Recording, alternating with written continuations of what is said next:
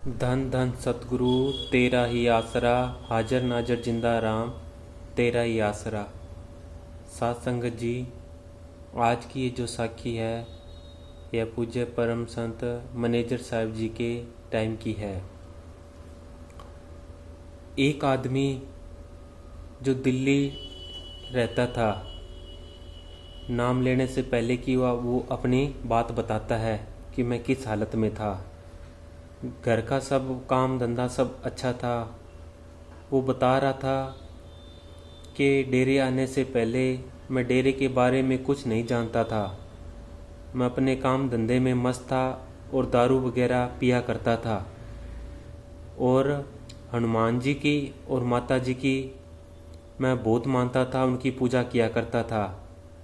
एक देवी का मुझे मंत्र याद था, वो मैं हर रोज़ रटता था, उसका जाप करता था।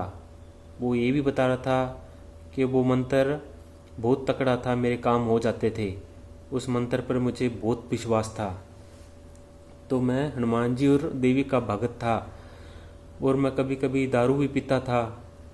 तो दो चार आदमी मुझे कभी कोई मिलता है तो मुझे कहते कि तू दारू छोड़ दे। मेरा भी मन करता कि मैं दारू छोड़ दूं, पर मुझे से ना छूटती।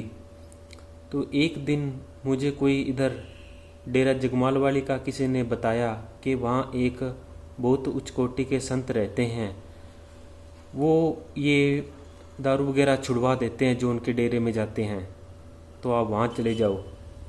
तो उससे एड्रेस लेकर मैं डेरा जगमाल वाली आ गया, जैसे उसने बताया था कि ऐसे नाम देते हैं, है ना।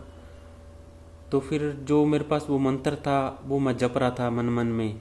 तो मैंने सत्संग सुनी, वहाँ भी बैठा बैठा मैं जप रहा था अपना मंत्र देवी वाला।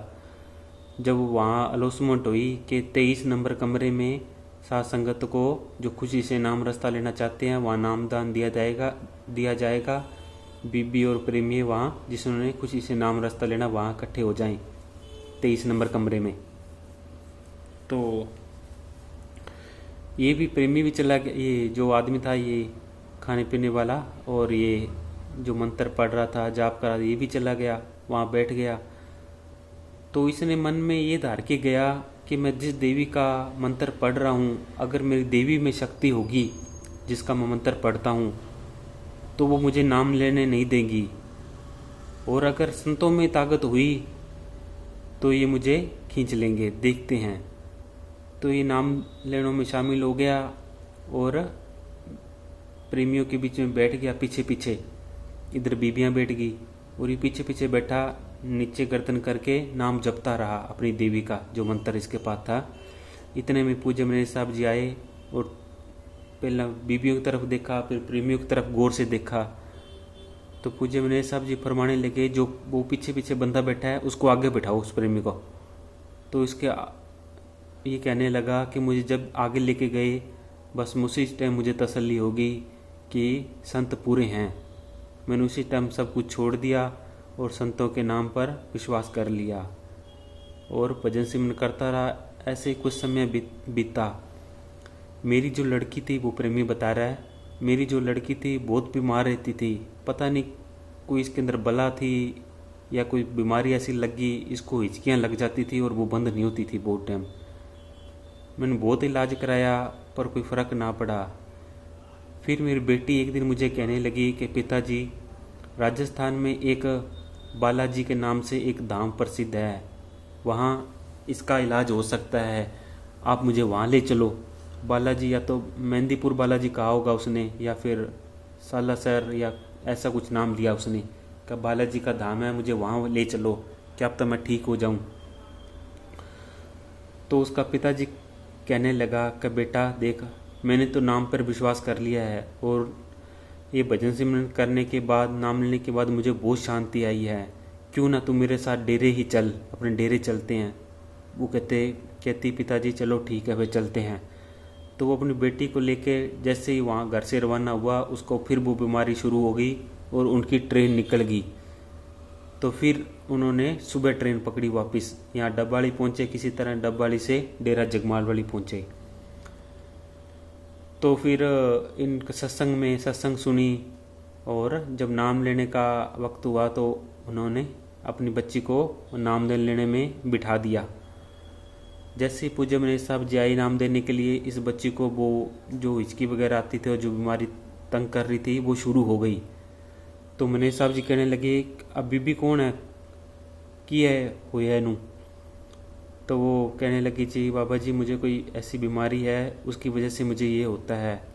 तो पूज्य मनीष साहब जी ने प्रेम जो सेवादार खड़े थे उनसे कहा कड्डो इन्हों बाहर कड्ड नू। तो उसको बीबी को बाहर निकाल दिया, बाकी सबको नाम दे दिया। तो उसके पिताजी जो वहाँ दूर ही खड़े थे उनको पता लगा कि बच्ची को नाम नहीं मिला।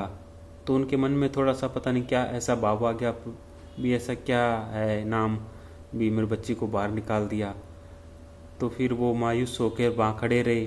पूज्य महाराज जी मनीष साहब जी नाम देकर आए। जब अनामी में जाने लगे तो वो भी उसने भी पीछे पीछे जाना चाहा, संगत बहुत थी। तो सेवादारों ने उनको रोक लिया। फिर उन्होंने बिनती तरले मिनतें की कि मुझे मिलने दो, मेरे बच्चे के बारे में बहुत ज़रूरी पूछना है, मैं दिल्ली से आया हूँ। तो कच्चा एक सेवादार को दया आ गई, उसने कहा चलो यार जा तू, आप चले जाओ अंदर। वो अंदर गया और पूज्य मनीष साहब जी को धन सतगुरु बुलाई और बच्ची के बारे में बताया। तो पूज्य मनीष साहब जी कहने लगे अच्छा वो दिल्ली वाला है, दिल्ली से आते हो ना आप। वो कहने लगा हाँ जी। फिर पूज्य मनीष साहब जी पूछने लगे कमरा वगैरह मिल गया था रहने, कोई दिक्कत तो नहीं हुई। कह नहीं जी, और बताओ।